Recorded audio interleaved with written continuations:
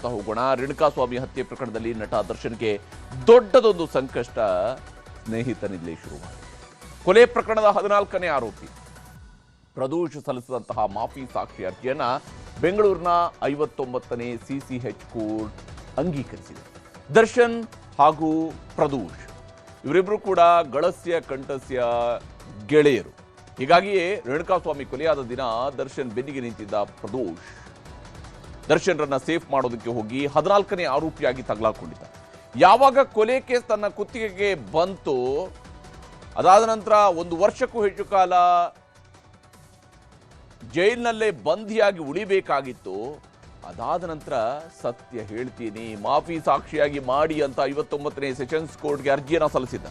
1 ತಿಂಗಳಿನಿಂದ ವಿಚಾರಣೆ ನಡೆಸಿರುವಂತಹ ಕೋರ್ಟ್ ಇವತ್ತು ಪ್ರದೋಷ್ನನ್ನ ಮಾಫಿ ಸಾಕ್ಷಿಯಾಗಿ ಪರಿಗಣಿಸುವುದಕ್ಕೆ ಸಮ್ಮತಿ ನೀಡಿದೆ.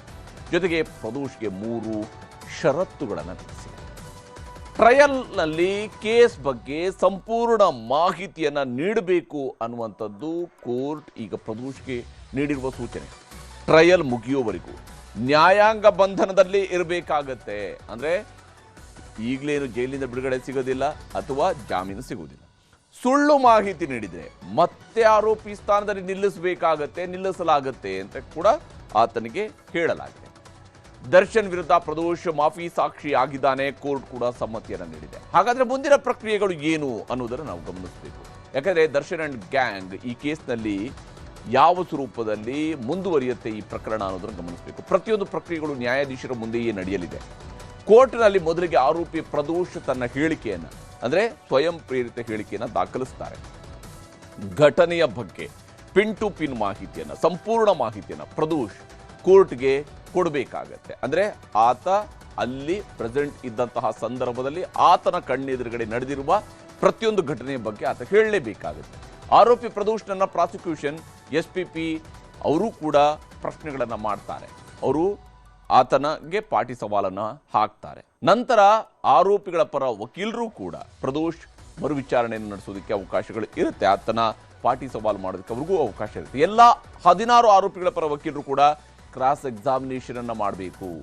ಹಾಗೆಯೇ ಇಷ್ಟು ದಿನ ಯಾಕೆ ಸುಮ್ಮನಿದ್ರಿ, ಮಾಫಿ ಸಾಕ್ಷಿ ಆಗೋದಕ್ಕೆ ಒಪ್ಪಿದ್ಯಾಕೆ, ಎಲ್ಲ ಆಯಾಮಗಳಲ್ಲೂ ಕೂಡ ಪ್ರದೋಷ್ ಎಲ್ರಿಗೂ ಉತ್ತರವನ್ನು ಕೊಡಬೇಕಾಗತ್ತೆ.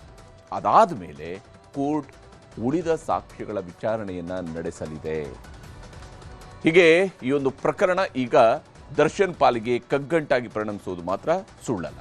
ಇನ್ನು ಮುಖ್ಯಮಂತ್ರಿ DK ಶಿವಕುಮಾರ್ ಅವರ ಸರ್ಕಾರದ ವಿರುದ್ಧ ದೋಸ್ತಿಗಳು ಮತ್ತೆ ಹೋರಾಟದ ಅಖಾಡಕ್ಕೆ ಧುಮುಕಿದ್ದಾರೆ. ಇಷ್ಟು ದಿನ ಅಧಿವೇಶನದ ಒಳಗೂ ಹೊರಗೂ ಹೋರಾಟವನ್ನು ಮಾಡ್ತಾ ಇದ್ದಂಥದ್ದು ಸಚಿವ ನಾಗೇಂದ್ರ ಅವರ ರಾಜೀನಾಮೆಗೆ ಆಗ್ರಹಿಸಿ. ಆದರೆ ಸರ್ಕಾರ ತನ್ನ ನಿರ್ಧಾರದಲ್ಲಿ ಯಾವುದೇ ಬದಲಾವಣೆಯನ್ನು ಮಾಡಿಲ್ಲ. ಈಗ ಸರ್ಕಾರದ ವಿರುದ್ಧ BJP JDS ನಾಯಕರು ಪಾದಯಾತ್ರೆಗೆ ಮುಹೂರ್ತ ಫಿಕ್ಸ್ ಮಾಡಿದ್ದಾರೆ. ಬೆಂಗಳೂರಿನ ಮಲ್ಲೇಶ್ವರಂನಲ್ಲಿರುವ BJP ಕೇಂದ್ರ ಕಚೇರಿಯಲ್ಲಿ ಕಮಲ ಕಲಿಗಳು ಪಾದಯಾತ್ರೆಯನ್ನು ಘೋಷಣೆ ಮಾಡಿದ್ದಾರೆ. ಸಚಿವ B ನಾಗೇಂದ್ರ ವಜಾಗೊಳಿಸಬೇಕು ಅಂತ ಆಗ್ರಹಿಸಿ ರಾಜ್ಯ BJP ಬಳ್ಳಾರಿ ಚಲೋ ಹೆಸರಿನಲ್ಲಿ ಪಾದಯಾತ್ರೆಯನ್ನು ಶುರು ಮಾಡ್ತಾ ಇದೆ. ಆದರೆ ಅದು ಬೆಂಗಳೂರಿನಿಂದಲ್ಲ, ಬದಲಿಗೆ ಸೆಪ್ಟೆಂಬರ್ 1ರಿಂದ 10ನೇ ತಾರೀಕುವರೆಗೆ ರಾಯಚೂರು ಜಿಲ್ಲೆಯಿಂದ ಶುರುವಾಗುತ್ತೆ. ಬಳ್ಳಾರಿವರೆಗೆ ಪಾದಯಾತ್ರೆಯನ್ನು ನಡೆಸುವುದಾಗಿ ಅವರು ಘೋಷಣೆ ಮಾಡಿದ್ದಾರೆ. BJP ರಾಜ್ಯಾಧ್ಯಕ್ಷ BY ವಿಜೇಂದ್ರ, ವಿಧಾನಸಭೆಯ ಪ್ರತಿಪಕ್ಷ ನಾಯಕ R ಅಶೋಕ್, ಪರಿಷತ್ನ ಪ್ರತಿಪಕ್ಷ ನಾಯಕ ಚಲವಾದಿ ನಾರಾಯಣಸ್ವಾಮಿ, ಜನಾರ್ದನ ರೆಡ್ಡಿ, B ಶ್ರೀರಾಮುಲು ಸೇರಿ ಎಲ್ಲರೂ ಕೂಡ ಒಗ್ಗಟ್ಟಾಗಿ ಪಾದಯಾತ್ರೆಯನ್ನು ನಡೆಸುವುದಕ್ಕೆ ತೀರ್ಮಾನವನ್ನು ಕೈಗೊಂಡಿದ್ದಾರೆ. ಇದಕ್ಕಾಗಿ ರೂಟ್ ಮ್ಯಾಪ್ ಹಾಗೂ ಅಜೆಂಡಾಗಳನ್ನು ಕೂಡ ರಿಲೀಸ್ ಮಾಡಿದ್ದಾರೆ. ಸಚಿವ ನಾಗೇಂದ್ರ ಅವರ ರಾಜೀನಾಮೆನೇ ಇಲ್ಲಿ BJPಯವರು ಮಾಡ್ತಾ ಇರುವಂತಹ ಪಾದಯಾತ್ರೆಯ ಮೂಲ ಅಜೆಂಡಾ. ಅಂದರೆ ವಾಲ್ಮೀಕಿ ನಿಗಮದಲ್ಲಿ ಅಕ್ರಮ ಆಗಿದೆ, ಹೀಗಾಗಿ ನಾಗೇಂದ್ರ ಸಚಿವರಾಗಿ ಇರಬಾರ್ದು ಅನ್ನೋದು ಮೊದಲ ಪಾಯಿಂಟ್. ಇನ್ನು ಅಭಿವೃದ್ಧಿ ಬದಲು ಭ್ರಷ್ಟಾಚಾರ ಅಂತ ಹೇಳುವಂಥದ್ದು, ಇಲ್ಲಿ ಅಭಿವೃದ್ಧಿ ಆಗೋ ಬದಲಿಗೆ ಭ್ರಷ್ಟಾಚಾರದಲ್ಲಿ ಮಾಡ್ತಾ ಕೂತಿದ್ದಾರೆ ಇವರು ಅಂತ ಹೇಳುವಂಥದ್ದನ್ನು ಆರೋಪ ಮಾಡ್ತಾರೆ. ಬರ ಪರಿಹಾರ ಘೋಷಣೆಗೆ ಡೆಡ್ಲೈನ್ ಅನ್ನು ನೀಡುವಂಥದ್ದು ಕೂಡ ಇಲ್ಲಿ ಬಹಳ ಮುಖ್ಯವಾಗಿರುವಂತಹ ಸೇರ್ಪಡೆಯಾಗಿರುವ ಅಜೆಂಡಾ. ಅಂದರೆ ಪಾದಯಾತ್ರೆಯನ್ನು ಮಾಡ್ತಿರೋದು ಕೇವಲ ರಾಜಕೀಯ ಉದ್ದೇಶಕ್ಕಾಗಿ ಅಂತೇಳಿ ಆಗಬಾರ್ದು, ಜನಪರವಾದಂತಹ ವಿಚಾರಗಳೂ ಕೂಡ ಅದರಲ್ಲಿ ಸೇರ್ಕೊಳ್ಬೇಕು ಅನ್ನೋ ಕಾರಣಕ್ಕಾಗಿ ಬರ ಪರಿಹಾರ ಘೋಷಣೆಯ ವಿಚಾರದಲ್ಲಿ ಡೆಡ್ಲೈನ್ ಅನ್ನು ನೀಡುವಂತಹ ಕೆಲಸವನ್ನು ಮಾಡ್ತಾರೆ. ಹಾಗೆಯೇ ಗೃಹಲಕ್ಷ್ಮಿ ಸೇರಿದಂತೆ ಗ್ಯಾರಂಟಿಗಳ ಸಮಸ್ಯೆಯನ್ನು ಪರಿಹರಿಸಬೇಕು. ಆ ಸಮಸ್ಯೆಗಳು ಏನೇನು ಇದೆ ಅವುಗಳನ್ನು ಜನರಿಗೆ ಮನವರಿಕೆ ಮಾಡಿಕೊಡಬೇಕು. ಇದು ಈಗ ಪ್ರತಿಪಕ್ಷ ಮಾಡ್ತಾ ಇರುವಂತಹ ಪಾದಯಾತ್ರೆಯಲ್ಲಿ ಸೇರ್ಪಡೆಯಾಗಿರುವ ಮತ್ತೊಂದು ಅಂಶ.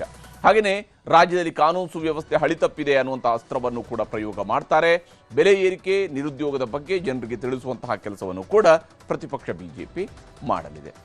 ಸರ್ಕಾರದ ವಿರುದ್ಧ ಬಿಜೆಪಿ ಮತ್ತು ಜೆಡಿಎಸ್ ನಾಯಕರು ಜಂಟಿಯಾಗಿ ಪಾದಯಾತ್ರೆ ನಡೆಸ್ತೀವಿ ಅಂತ ಘೋಷಣೆ ಮಾಡಿದ್ದಾರೆ. ಸೆಪ್ಟೆಂಬರ್ 1ರಿಂದ 10ನೇ ತಾರೀಕುವರೆಗೆ ಬಿಜೆಪಿ ಮತ್ತು ಜೆಡಿಎಸ್ನ ಈ ಪಾದಯಾತ್ರೆ ನಡೆಯುತ್ತೆ. ವಿಶೇಷವಾಗಿ ರಾಯಚೂರಿನಿಂದ ಬಳ್ಳಾರಿವರೆಗೆ 190 ಕಿಲೋಮೀಟರ್ನ ಪಾದಯಾತ್ರೆ ಇದಾಗಿರುತ್ತೆ.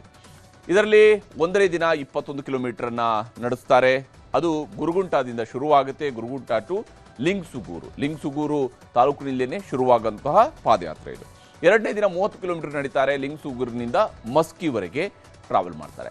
ಮಸ್ಕಿವರೆಗೆ ಪಾದಯಾತ್ರೆ ಹೋಗಿ 3ನೇ ದಿನ 30 ಕಿಲೋಮೀಟರ್ ಮಸ್ಕಿಯಿಂದ ಸಿಂಧನೂರು ಕಡೆಗೆ ಪಾದಯಾತ್ರೆಯನ್ನು ಬೆಳೆಸ್ತಾರೆ. ಹೀಗೆ ರಾಯಚೂರು ಜಿಲ್ಲೆಯಲ್ಲಿ ಸಾಗುವಂತಹ ಈ ಪಾದಯಾತ್ರೆ 4ನೇ ದಿನ 31 ಕಿಲೋಮೀಟರ್ ಸಿಂಧನೂರಿನಿಂದ ಸಿರುಗುಪ್ಪವನ್ನು ತಲುಪುತ್ತೆ. ಆ ಮೂಲಕ ಅವರು ಬಳ್ಳಾರಿ ಜಿಲ್ಲೆಯಲ್ಲಿ ತಮ್ಮ ಪಾದಯಾತ್ರೆಯನ್ನು ಮುಂದುವರಿಸ್ತಾರೆ. 5ನೇ ದಿನ 11 ಕಿಲೋಮೀಟರ್ ಸಿರುಗುಪ್ಪದಿಂದ ಟೇಕಲ್ಕೋಟೆಗೆ, 6ನೇ ದಿನ 20 ಕಿಲೋಮೀಟರ್ ಟೇಕಲ್ಕೋಟೆಯಿಂದ ಸಿಂಧಗೇರಿ ಕಡೆಗೆ, 7ನೇ ದಿನ 27 ಕಿಲೋಮೀಟರ್ ಸಿಂಧಗೇರಿಯಿಂದ ಬಳ್ಳಾರಿಗೆ ಮತ್ತು 8ನೇ ದಿನ 20 ಕಿಲೋಮೀಟರ್ ಅದು ಬಳ್ಳಾರಿ ನಗರ ಪ್ರವೇಶಕ್ಕೆ ಬಳಕೆ ಮಾಡಿಕೊಳ್ತಾರೆ. ವಿಶೇಷವಾಗಿ ಬಿ ಶ್ರೀರಾಮುಲು ಜನಾರ್ದನ್ ರೆಡ್ಡಿಯವರ ನೇತೃತ್ವದಲ್ಲಿ ಈ ಪಾದಯಾತ್ರೆ ನಡೆಯುತ್ತೆ. ಬಿ ಶ್ರೀರಾಮುಲು ಈ ಹಿಂದೆ ನಾಗೇಂದ್ರ ಅವರ ವಿರುದ್ಧ ಚುನಾವಣೆಯಲ್ಲಿ ಸ್ಪರ್ಧಿಸಿ ಸೋಲನ್ನು ಕಂಡಂಥವರು. ಹೀಗಾಗಿ ಅವ್ರಿಗೂ ಅವರದೇ ಆದಂತಹ ವೈಯಕ್ತಿಕವಾದಂಥ ರಾಜಕೀಯ ಜಿದ್ದಾಜಿದ್ದಿ ಇಲ್ಲಿ ಇದ್ದೇ ಇದೆ. ಆರಂಭ ಮತ್ತು ಸಮಾರೋಪದಲ್ಲಿ ಪ್ರಹ್ಲಾದ್ ಜೋಶಿ, ಕುಮಾರಸ್ವಾಮಿ, ಹೀಗೆ ರಾಜ್ಯದ ಮತ್ತು ಕೇಂದ್ರದ ಸಚಿವರುಗಳು ಕೂಡ ಭಾಗಿಯಾಗ್ತಾರೆ. ರಾಜ್ಯ ನಾಯಕರುಗಳು ಕೂಡ ಈ ಒಂದು ಪ್ರತಿಭಟನೆಯಲ್ಲಿ ಈ ಪಾದಯಾತ್ರೆಯಲ್ಲಿ ಭಾಗಿಯಾಗಲಿದ್ದಾರೆ. 1ನೇ ತಾರೀಕಿಂದ 10ನೇ ತಾರೀಕುವರೆಗೂ ಒಂದು ಬೃಹತ್ ಪಾದಯಾತ್ರೆಯನ್ನು ನಾವು ಹಮ್ಮಿಕೊಂಡಿದ್ದೇವೆ. 1ನೇ ತಾರೀಕು ರಾಯಚೂರು ಜಿಲ್ಲೆಯಿಂದ ಪ್ರಾರಂಭ ಆಗ್ತಕ್ಕಂಥ ನಮ್ಮ ಈ ಪಾದಯಾತ್ರೆ ಬಳ್ಳಾರಿನಲ್ಲಿ ಸಮಾರೋಪ ಆಗ್ತದೆ. ಸುಮಾರು 190ರಿಂದ 200 ಕಿಲೋಮೀಟರ್ ಅಷ್ಟು ಪಾದಯಾತ್ರೆ ಇದಾಗ್ತದೆ. ಮಾನ್ಯ ಕುಮಾರಸ್ವಾಮಿ ಅವರಿಗೂ ಕೂಡ ನಾವು ಮಾತನಾಡಿದ್ದೇವೆ. ಅವರು ಕೂಡ ಇದಕ್ಕೆ ಸಂಪೂರ್ಣ ಬೆಂಬಲವನ್ನು ನೀಡ್ತಾರೆ. ಪಾದಯಾತ್ರೆಗೆ ಜೆಡಿಎಸ್ ಸಂಪೂರ್ಣ ಬೆಂಬಲವನ್ನು ನೀಡ್ತಾ ಇದೆ. ಉದ್ಘಾಟನೆಗೂ ಕೂಡ ಬರ್ತಾರೆ, ಸಮಾರೋಪಕ್ಕೂ ಕೂಡ ಬರ್ತಾರೆ. ಇದಿಷ್ಟೇ ಅಲ್ಲ, ಮುಖ್ಯಮಂತ್ರಿ ಡಿ.ಕೆ. ಶಿವಕುಮಾರ್ ಸರ್ಕಾರ ಇನ್ನೂ ಟೇಕ್ ಆಫ್ ಆಗಿಲ್ಲ. ಕೇವಲ ಬಿಡದಿ ಟೌನ್ಶಿಪ್, ಬೆಂಗಳೂರಿನಲ್ಲಿ ಟನಲ್ ಕೊರೆಯೋದಕ್ಕೆ ಪಾರ್ಕ್ಗಳನ್ನೇ ಸೇಲಿಗಿಟ್ಟಿದ್ದಾರೆ ಅಂತ ಪ್ರತಿಪಕ್ಷ ನಾಯಕ ಆರ್ ಅಶೋಕ್ ಗುಡುಕಿದ್ದಾರೆ. ಸಿದ್ದರಾಮಯ್ಯನವರು ಮುನಿಸಿಕೊಂಡಿದ್ದು ಶೀಘ್ರದಲ್ಲೇ ಟಗರು ಟೀಮ್ನಿಂದ ಅಹಿಂದ ಸಮಾವೇಶ ನಡೆಯುತ್ತೆ ಅಂತ ಕೂಡ ಹೇಳಿದ್ದಾರೆ. ಹಾಗೆಯೇ ನೈಸ್ ಜೊತೆಗೆ ಶಾಮೀಲಾಗಿಲ್ಲ ಅಂದ್ರೆ ಟೋಲ್ ನಿಲ್ಲಿಸಿ ಅಂತಾನೂ ಆರ್ ಅಶೋಕ್ ಸರ್ಕಾರಕ್ಕೆ ಸವಾಲೆಸೆದಿದ್ದಾರೆ. ನಾಗೇಂದ್ರನಿಗಾಗಿ ಸದನವೇ ಬಂದ್ ಮಾಡಿದ್ರು. ವ್ಯಕ್ತಿ ಮುಖ್ಯನಾ ಸದನ ಮುಖ್ಯನಾ ಅಂತ ಹೇಳಿ ನಮ್ಮೆಲ್ಲ ಶಾಸಕರು, ಅವತ್ತಿನ ಎಲ್ಲ ಮಂತ್ರಿಗಳು, ಇಲ್ಲ ಸದನ ಮುಖ್ಯ ವ್ಯಕ್ತಿ ಮುಖ್ಯ ಅಲ್ಲ ಅಂತೇಳಿ ತೀರ್ಮಾನಕ್ಕೆ ಬಂತು. ಅವತ್ತೇನೂ ದಾಖಲೆ ಇಲ್ಲದೆ ಒಂದೇ ಒಂದು SMS ಈಶ್ವರಪ್ಪನವ್ರನ್ನ ಒಂದು ರೀತಿ ಬಲಿ ತಗೊಂಡು ಟಗರು ಹೆಜ್ಜೆ ಹಿಂದಿಟ್ಟಿದೆ, ಉದ್ದೋದು ಗ್ಯಾರಂಟಿ. ಆ ಮುನಿಸು ಬಂದಿರೋದು ಎದ್ದು ಕಾಣ್ತಾ ಇತ್ತು ಅಧಿವೇಶನದಲ್ಲಿ.